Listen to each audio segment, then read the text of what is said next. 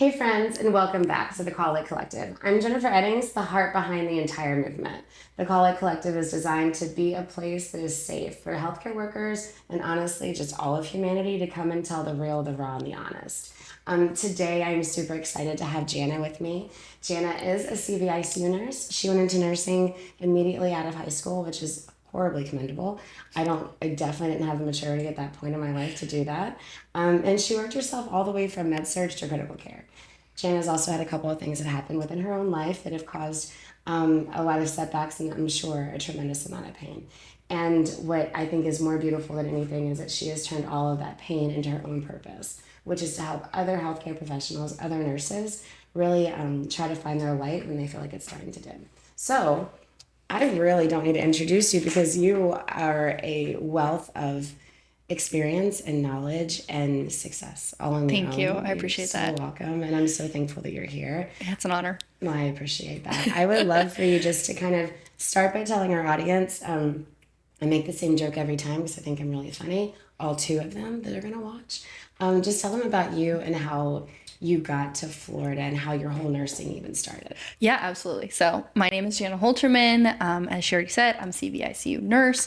I absolutely love that aspect of it, but it is only one part of my life. Another aspect of my life and what I do is really help mentor nurses and kind of help them shine their inner light. So my nursing journey, I feel like kind of started non-traditionally. I know there's so many people out there who say that nursing is a calling and, they knew from that first moment that they were in kindergarten being like, what do you want to be when you grow up? I'm going to be a nurse. That wasn't me. So I definitely grew up with a lot of healthcare professionals in my family and through high school. My aunt was a doctor and I used to work in her office scanning documents and things like that. So there was a lot of healthcare exposure that I had from a young age, but I thought I was going to, be a vet or something like that. So when it came, to the end of high school and applying for college programs, I applied to 5 programs. 4 of them were all biochemistry, biology background. And then my mom convinced me, she's like, you need to, apply to nursing school, broaden the options. So I applied to one nursing school. And very much that was to appease her. But when it came time to, I thankfully got into all of those schools. And then we went and toured them all to see which one I was going to choose. And that school that I chose for nursing, I walked onto that campus and just that feeling of yep, this is where I'm meant to be. That home feeling was so strong that I ended up going to nursing school. And retrospectively, it was definitely that path that I was meant to follow, but it wasn't, it wasn't a calling prior to that, and it wasn't something that I expected. I'm only going to pause you for a second because it is rare that I find anyone that, well, I will say that probably admits that they didn't truly have a why. Because I think there's probably more of us than not that didn't have a life-altering moment when we were younger or, some sort of homage to a family member that wanted us to go into nursing as well or 14 ancestors that did it. I didn't have a why. Yeah. And that you're asked that repeatedly because it is important, I guess, to remind you as to why you do what you do. But it was asked so much, I almost felt guilty. I almost felt embarrassed and ashamed that I didn't have a story like the other people did. And I only wanted to stop you because I think it is so important. There are so many of us that are in nursing. All of us are here all of us are here because we're supposed to be. And I do. I don't know if I believe that. But most of us are here because we're supposed to be. And not all of us have the same path. Yeah. And I even have goosebumps. I am so thankful that you openly admit, this is not something I wanted to do since I was 10. This is something that I found it and it spoke to me and I went with it. And I just appreciate that. Now I am blessed and then people ask me my why. And at this point, I just say, I don't have a why. I have a why not because I don't think I could ever do anything different. But anyway, I'll let you continue. I don't hear that often. So I think it's so important. And even people who do say that nursing is a calling, then it could be almost used of well, if it's a calling, then you should accept with what you're handed. And I have there's so much for us and we are so knowledgeable as nurses. We can make the world a better place, but we can really make our units a better place. And there's so much growth. And I feel that's also just a piece of that. So either way, it's okay. It could be a calling. It could not be a calling, but we found ourselves in nursing for a reason and it can be a beautiful reason if you make it. I agree. So I finished my bachelor's of nursing, and my last 2 years I had basically worked as a nurse tech in a float pool. So I was floating to different units where fill in wherever they needed. And so the logical option was just to transition into being an RN in the float pool. And that was kind of what I had done, because I was like, I'm already working for them, I might as well. So I had done that, and so I was floating like med surge all over the place. The hospital system that I worked at was in a big city, and they would actually like float you to multiple hospitals in that hospital system. Nice. Okay. So I kind of was driving all over town, going to all these different units. And for the most part, I think it was good because you didn't see the same thing over and over. But then you go to these units and they're sick and tired of those heavy and complex patients. And they're like, oh, we'll give it to the float nurse, all these things. So it was like day after day of getting those complex or like quote unquote difficult patients. And it gets to the point where it's like draining, exhausting. And you don't have that like core team that you can always rely on. You're going to different places being like, where's this? Where is that? How do I find this? How do I get that? Like, it was just like that constant, like, you know, never gonna getting into the ease of things because you're just moving all over the place. And that first year is so hard anyway. As you're talking, I'm like, what was she thinking? Not like in a bad way, but I would have drowned. I'm positive I would have. Yeah. I mean, I don't even know retrospectively I somehow made it work. Yeah. But like, it is kind of crazy. I had really liked critical care in school, and like because in my program we had a critical care program and a course, and then my like last semester I had my rotation in a CVICU. So I really did like the critical care. So that was kind of like, you know, I think this is going to be good. And the thing with being in a float pool is you go to all these different floors, and all the nurses on those floors are like, is it better over there? What's the manager like over here? Is it better over there? And I had that perspective of being like, it actually isn't, like, because everyone thinks the grass is greener over here, and a lot of the times it's like, well, the grass is greener where you water it. Yeah. So it's not, you know, maybe this manager is a little better than this manager at communication, but like the patients are more complex or whatnot. There's a give and a take and a pro and con for every single unit, and there wasn't just a straight like, oh yeah, it's like easy breezy to work here. And so I kept getting that question, and I was like, okay, well, like, it's interesting that all these people think it's going to be better somewhere else. Yeah. And this was kind of like playing in the back of my head as I was feeling kind of drained and exhausted, recognizing that maybe the grass isn't really green, but if I go to critical care, it could be better. Mm-hmm. So I started like literally harassing my manager, being like, put me in the critical care flow, put me in critical care flow. And I think it took like 3 months, and then she finally did put me in the course. And that was like, it was like a 6-week training, classroom, and then you go and do your orientation. And so thankfully, because I was in float pool, I feel like that was a fairly quick. So that was about like a year into nursing. I had transitioned into the critical care float. And I definitely liked the critical care side of things, like the more like critical thinking, like the complexity problem solving I liked. And then I had taken, like, a person had taken a leave of absence, so I had filled their position in the CVICU. Okay. So I was in CV for like, I think 6 months. Like, it was an extended period of time. And you're still up north? Still in Canada, okay. Yeah. And that was like, oh, I really like this. So I started applying, and, you know, I'd already been working there, so they knew me, and I ended up going into CV straight full time. And that was kind of where, you know, it was the honeymoon phase wore off, and then I was back to like, oh, well, maybe it isn't better. You know what I mean? Like, you always have this, like, I'll be happy when I reach this milestone. Yes. And so I had accomplished those things, and I was like, okay, I'm going to get all the certifications and training because that's going to make me happy, you know, get my CCRN and do all these things. So I checked all of the boxes trying to find that, like, you know, I'll be satisfied and feel like I'm making a difference moment. Yeah. And then what? And then I realized that wasn't making me happy after I had all those trainings and certifications. And so that was kind of what led me down this rabbit hole of like, okay, it's got to be something external to work that makes me, because there's, you know, you'd work with some nurses, they're the happiest people on the planet. It doesn't matter what assignment they have, they're the best people, you want to be around them. And then there's nurses who could have the easiest assignment and they're absolutely miserable. And I was like, okay, the job isn't the problem. I saw that with the float pool. Like, how do we have the exact same circumstances and these two people, like, that I work with have such different experiences? Like, it's us. That was kind of the conclusion that I love that. And just, you know, a second ago I said, and then what? And now, because my brain overthinks, it wasn't me rushing you. It was more like, because in my head, like, I would check the box, like, okay, I'm going to go my CCRN. And I get it. I'm like, Okay. Why now?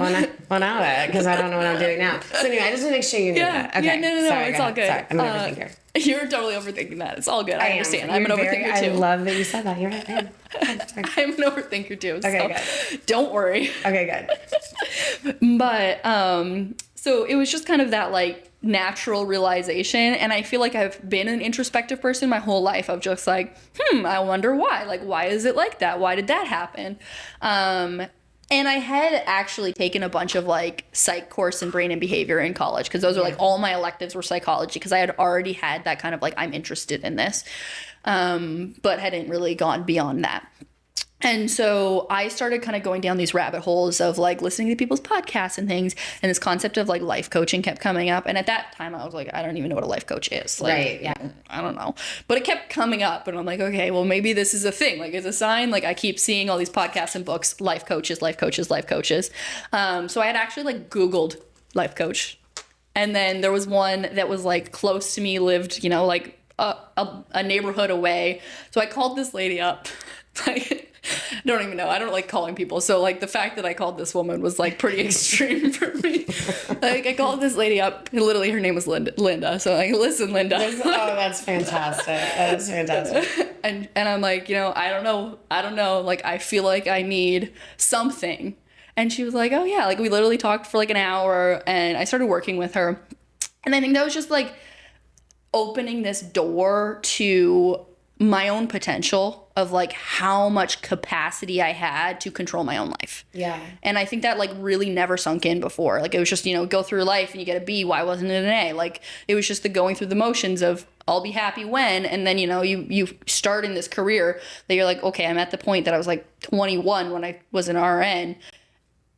I could do this for like 40 years. That's terrifying. Yeah. Like, yeah. what do I do? Yeah. And so she really just helped me like start that process. Like I feel like I thought I knew who I was at that point, but I had no idea. But she started that process of like awakening that like questions of like, all right, like who am I underneath like who the world told me to be, and start figuring that out. You have my brain just like firing off on all cylinders. I'm not even totally sure like if it's probably even showing in my face, only because you excite me so much. I love that you're literally like, sometimes I am the problem. I am absolutely. And in my life, I'm also the solution, but I'm majorly the problem. I will figure out my solution. I will never come to you or myself with like to identify the problem if I haven't already kind of figured out, or at least I know at least what way to go. I can at least take the first 2 steps and figure it out from there. Accountability, self-awareness. I am so big on it now. And that's why you excite me so much, because we could get into a whole discussion, and I don't know what your faith is or what your beliefs are, and that's fine, but I do believe there are healers that are sent here, and that we are, and I say we because I absolutely proudly identify as one as well. We just see things differently, we feel things differently, and then we were given the ability to connect with others to help bring them to that realization, that self-actualization as well. I was much older when we all have our own path. I got into that, and people ask me all the time. Nursing was second career, so I was 35. I'm 43 now, but they're like, "Well, don't you wish you'd start nursing sooner?" No. My life would not be the same. 21-year-old Jennifer would have been fired and probably kicked off the board of nursing at some point, because I just did not have. It wasn't my path. Yeah. And you just excite me, like you are, and I. For anyone that's watching, yes, we work in proximity. I've never had a relationship with you, and I really don't know you other than just a little bit on social media. But I am sitting across from you, and I can tell you, you are everything. And I'm gonna probably get emotional. It's just what I do. Aww. You are literally everything that is right with this world. Oh my God, and thank you. And you are so much better than I will ever be. And it makes me so excited because you're so young, with all of this enlightenment, and all of this insight and desire to pour out into others to help them. And I can't even imagine the lives you're going to impact. Thank you. I appreciate that. Anyway. First off, I am better at being me than you are, but you are better at being you than I am. I do love that. So I agree with that. I agree with that. And I will take your cue of humbleness, and I will sit with it. You're correct. I will do that. We are each, our own person who is so incredibly amazing at being us.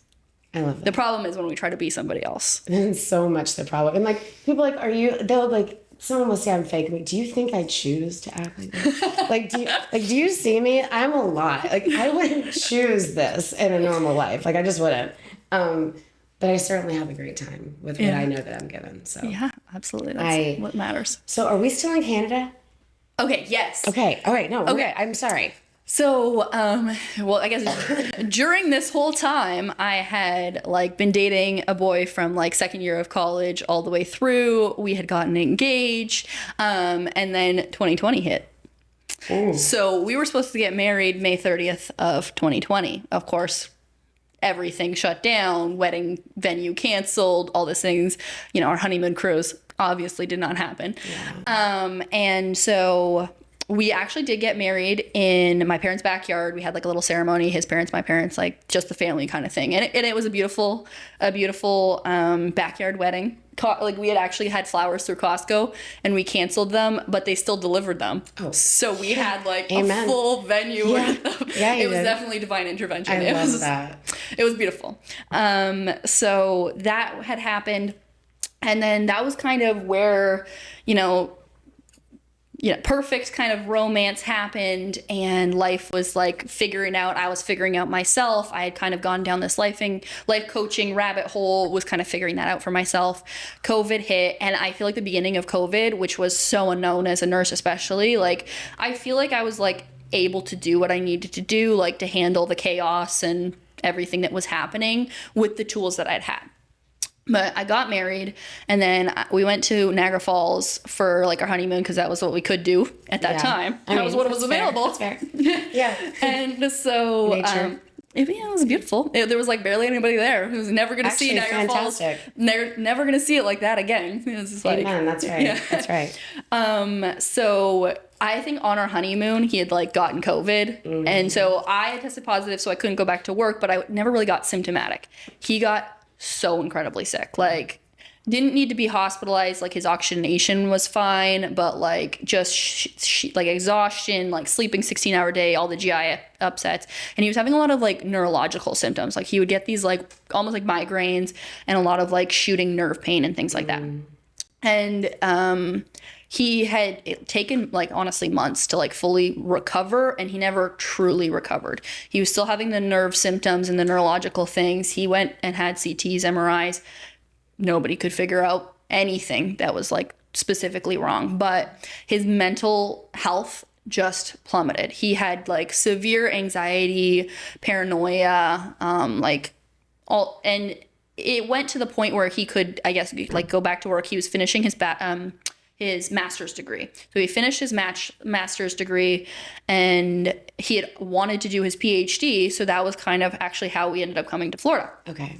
So I had wanted to come to Florida. I have family here. I grew up going back and forth. I'm like, I want to be a Florida girl. I identify as a Florida girl. Yeah. So I was like, you got to apply to schools in Florida. So he ended up getting in at USF and starting his PhD at USF. Nice. So that was 2021 that he had started that. So we moved down like early in 2021, and he started school in August. And things had, I feel like that was like that new, like we moved to a new location. There was like this honeymoon phase of like a new location kind of thing. Yeah. Like it seemed like he was feeling better. His mood was better. We were going and like doing all the things in the area. Like it was just, everything was new. So it was new and exciting. And then basically Christmas of 2021, he didn't go home. So I have my U.S. citizenship and he hadn't. So we were in the process of like for him to become an American. So you can't leave the country like while your green card is being processed. Okay. So he couldn't leave to go to Canada. Yeah. Okay. So for 2021, we had spent Christmas with my family here in Florida, and he couldn't leave. And that was kind of like very upsetting for him because he couldn't see his family for Christmas. Sure. And that was kind of like this beginning of this severe depression of just like he was really genuinely upset. He couldn't see his family. He went back to his PhD program after the holidays. And then this like depression worsened and worsened and worsened. And he stopped sleeping. He was dealing with severe insomnia. So we, went to neurologists and like psychiatrists, and he saw a psychologist. He had therapy. He had life coaching because I was into that world. So I'm like, you need this too. Yeah. And so he like literally had every resource that we could you were possibly just trying everything. find. Yeah. He tried all kinds of different meds. He tried all kinds of different things, really tried everything. At one point he was hospitalized, and like we truly tried everything under the sun. And I was working because he had gotten to the point in his like mental health that he couldn't even continue his PhD program. So he had taken a leave from that. I had family came down. He had family that came down, like people, he had every support system. Like there was people like with him doing things, trying to get him to do things. And then basically the summer of 2022, I was at work and doing my normal shift. I was actually like precepting another nurse to like train them on landing hearts. And I just like, and I knew her well because she had already been working in our unit. And Hey friends, Jennifer Eddings here, the heart behind the Call It Collective. I created this space for you. I created this space for me. I created this space for all of us. This is a space that is designed for us to come in and speak about the things that are heavy. For anyone that is navigating a difficult situation, for anyone that has found themselves standing in the middle of life just looking for the light. Around here, we talk about the things that aren't easy to talk about. We talk about the things that people typically are quiet about or whisper about. We talk about the things that literally can set someone free once they know that they're not the only one going through it. So this is my ask of you. I want you to be just as much of this movement as I am and the women that have sat in these chairs before you. I would love for you to share your story with me. Write to me. Tell me what you're going through. Share a situation that you've been navigating through and you just would love some outside perspective on. Or if you just really need to know that you're not alone. You can email me at comeformeasures24@gmail.com. I would love to hear from you. Whenever you need something or you need someone to be there for you, I beg of you just to hit the call light, and I promise I'll answer. Because at the end of the day, all of us are just walking each other home one conversation at a time.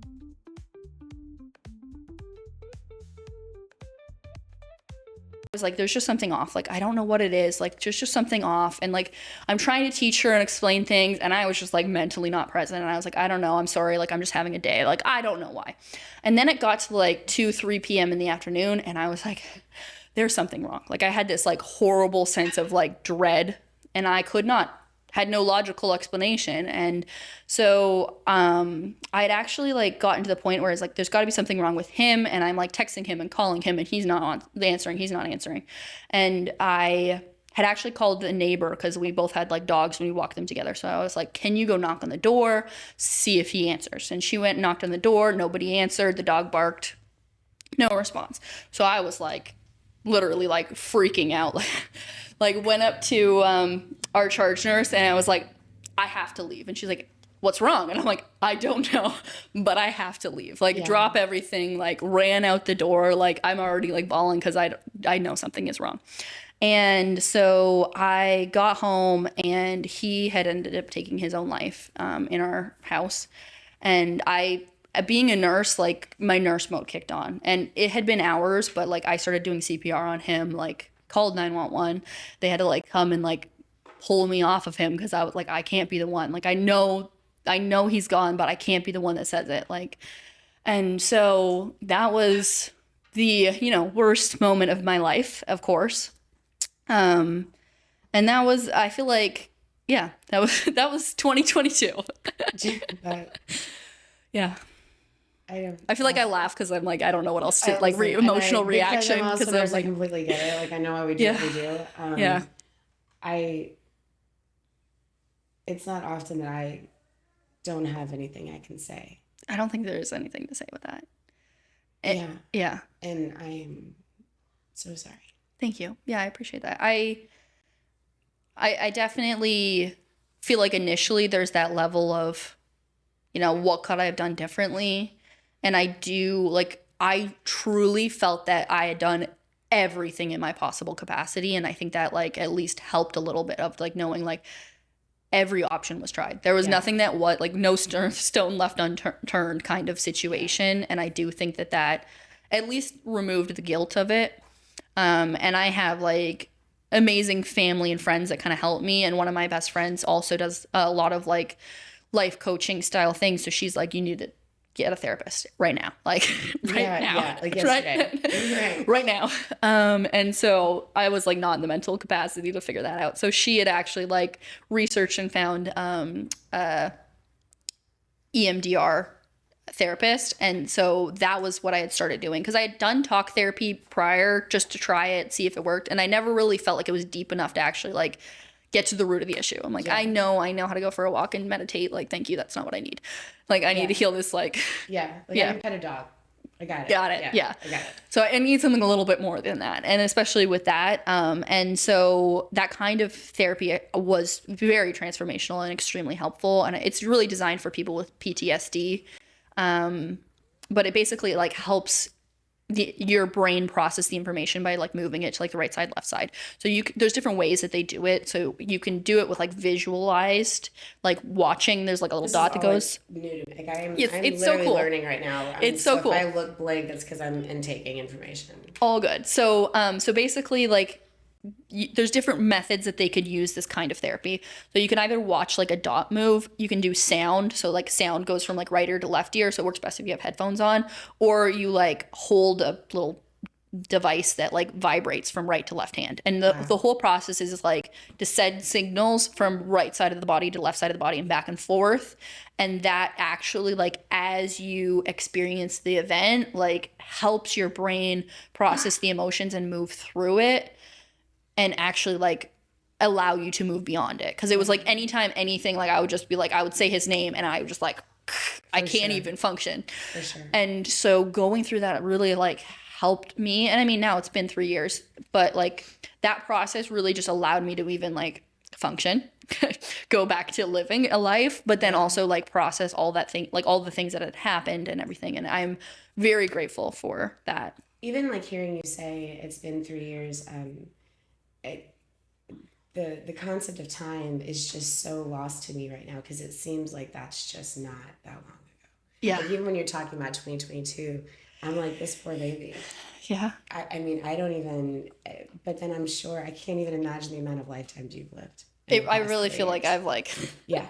So yeah, that was my like completely like, you know, the crumble point of like, I don't know anything. And it was interesting, like, because I feel like I had that life coaching, like, who am I? What do I? And then that point happened, and then I was like, I know nothing. Yeah. I know one thing for certain. I know absolutely nothing.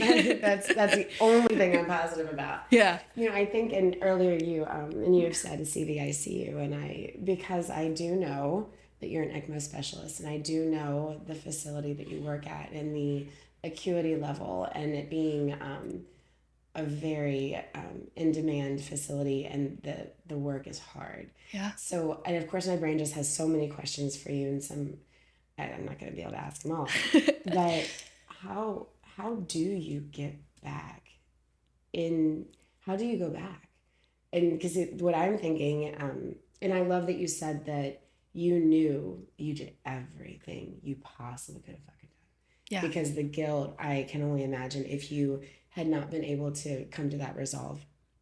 The guilt alone, I can't even imagine what that would have done to you. I'm very thankful that you were able to hear the other people and know that you did everything you could do. But then knowing that you go back and you are literally taking care of the sickest population at one of the major facilities in the Tampa Bay area.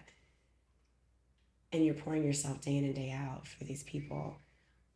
And I don't even want to say it, but I'm just going to say it. I don't know that my brain couldn't have like been mad sometimes.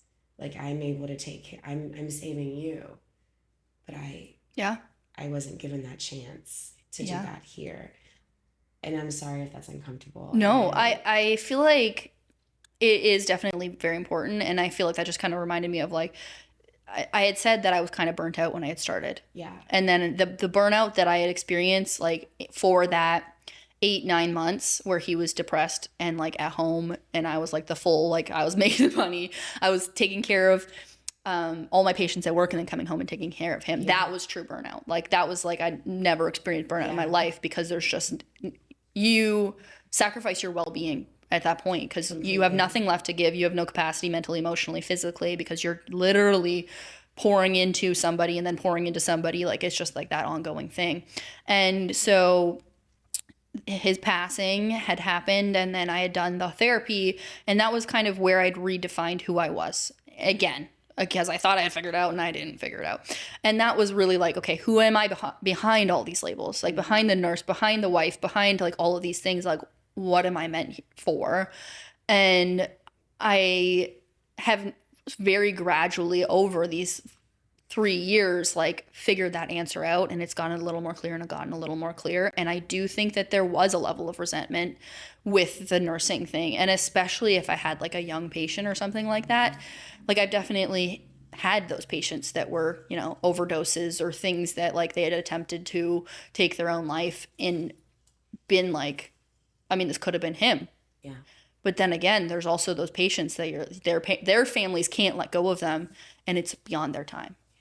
And it's so, like, I don't know if you've ever seen Princess Bride, but like in the moment where he's like, they have like Wesley and he's like dead, but like not quite dead. And they're like mostly dead is still slightly alive. And I feel like that's how I felt a lot of the time with like some of our patients that are like, I think this is crueler. Absolutely. Like, I think keeping somebody alive to this point is crueler than letting them go. 1000%. And I think it absolutely aids to and adds to the PTSD that nurses even have from being made to harm. It physically feels like we are harming them because family isn't quite able to let go. Yeah. And so I think that visualization of even just like, this could have been him, but in the condition that he was in, he would have been those patient, and then I would have been the one making the decision to end things. And I feel like he made the choice for himself. As awful and hard to absorb as that is, he made the choice for himself. That was honestly a pretty beautiful gift for you, and if you really think about it in that perspective. And there are so many, like, I could probably just sit here with you for hours. What thing you have been able to do besides continue to take care of an incredibly sick and needy population is that's how I even began to even know that you existed. You can't have my algorithm for Facebook because you do work in close proximity, but it wasn't anything about work, at least that work. It was about your work and what you do now. And that was before I even thought about doing any of this. And I remember listening to you. So what was that I saw? What were you talking about? What have you created as a result of all the things you've been through? I really felt like in all of these crumblings and picking the pieces back up of my life, I found so much more. Like, I feel like you don't know how capable you are until you go through the worst. And in finding that, I recognize, like, I am meant to have such a big impact on this world and really help heal and help so many nurses start waking up, start asking questions about, like, okay, who am I before I was told who I needed to be? Right. And really shine their light and create careers where they feel like, yeah, I'm actually making a difference. I see and recognize the impact that I have. And that gets to be like the smallest little thing. That could be like, oh, you know, I spent an extra 5 minutes shampooing this patient's hair because it had blood in it, and that made a difference. Yeah. Or I held the patient's hand who was literally like passing away because nobody was there. Yeah. Those moments really make a difference. And we're so conditioned to just on to the next thing, but stopping and realizing that impact is so beautiful. And that when you recognize that, you can live a life so much better because you're like, wow, I made a difference at work. How can I make a difference elsewhere? How can I truly be me and shine my light? I think you are just a beautiful human. I really do. And when this episode drops, of course, and all of the things, we will absolutely put the links and your handles and things for your websites and the such. But for like right this minute, like who anyone's watching, how do they reach you? What do they Google? How do they get the help that you are so freely willing to give? Thank you. Yeah, I appreciate that. So pretty much everything is from my name, Janna Holterman, jannaholterman.com, Instagram, TikTok, Facebook, Janna Holterman. And, the easiest thing, free resource is my podcast. It's EmpoweRNment with an RN in the middle. Very clever. Very clever. And that's the Radiant Nurse podcast. I also have Radiant Nurse Essentials. That is my membership. So kind of giving you all of these tools that I have learned the hard way. Really that free resource, or not free resource. It's a low cost resource to give you those tools. And then if you want that extra support, I have one-on-one mentorship. I love that. Now, and of course, I think everyone's going to have a chance to do that. And I will probably sign up at the end of this podcast. But because even though I pride myself on emotional intelligence, and I pride myself on being able to work and navigate through things with other people, when it does come down to yourself, that's really It's where always the harder. roadblocks is right there. I'm like, no, I'm really not worth that effort. Everyone else is, but not me. So anyway, I'll call you. But just for like right now, as we are at the end pretty much of the show, if there is that nurse, which we know there are, that to the nurse that's lost, it's the nurse that is like having a really hard time seeing her next day, what is one just gentle tip you can give, like to have him or her take that first step in trying to better themselves? Yeah. I truly think it's an overused saying, but it is true, is that you can't pour from an empty cup. And prioritizing yourself allows you to give back. And I think that's, most of us want to help. We want to be helping others, but we do that at the point of sacrificing ourselves. Mm-hmm. And then it's, okay, looking around and what's the quality of the help that you're giving, right? Like if you are completely depleted, like your phone can't make a call if it's at 0%. And now you're trying to save lives at 0%. Like we can't be present for our families and our kids and all these things because of that. And so it really starts with like, what do you actually enjoy doing? And sure, you can go get your nails done or get a makeover or whatever, but what do you enjoy doing? Like pick one hobby, pick one thing that you can say, this is just for me. And I'm going to spend 15 minutes here, 15 minutes there. And what that does is, number one, it trains your brain to say that I prioritize me and other people should prioritize me too. Mm-hmm. But also it starts to give you, 1% at a time, a little bit of charge. And then you can go and do the deeper work of actually, the neuroscience and reprogramming your brain and all that fun stuff to really truly heal all this. Yeah. But it really starts with like proving to your brain how important it is to prioritize you, and then making that time to actually just, little 15 minutes here, 30 minutes there, do something that's for you. I love that. And I almost feel like inviting you on this podcast may have been one of those things to prioritize myself. I even said to it's all for a reason. I know. I said to the producer before you got here, I'm like, to be honest, I don't know her that well. I know her story and I know like what she does, but we've never had like a personal connection thus far. It just hasn't happened. Yeah. And I don't remember if I may have even said wild card, to be honest with you, because in a very endearing way. Like, I don't know. Like, I don't know how this is going to go. And I can tell you without a shadow of a doubt, this has been the most impactful episode for me. I appreciate that. I'm just very thankful for your vulnerability and for your ability to turn your pain into purpose. And that's overused too. I know. It's all good. But it's overused for a reason, because it's got truth in it. There's so much truth to it. I am just so thankful, and I pray that our friendship can continue. Yeah, absolutely. And I pray that anyone that needs you and that is meant to find you is going to find you. Thank you. And if I appreciate be that. a small part of that, then praise God. And I mean that.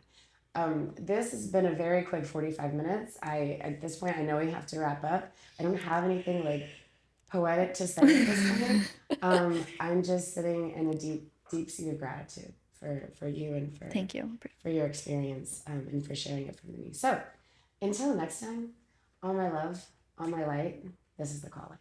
Thank you. You are so beautiful. Thank you. Oh my God.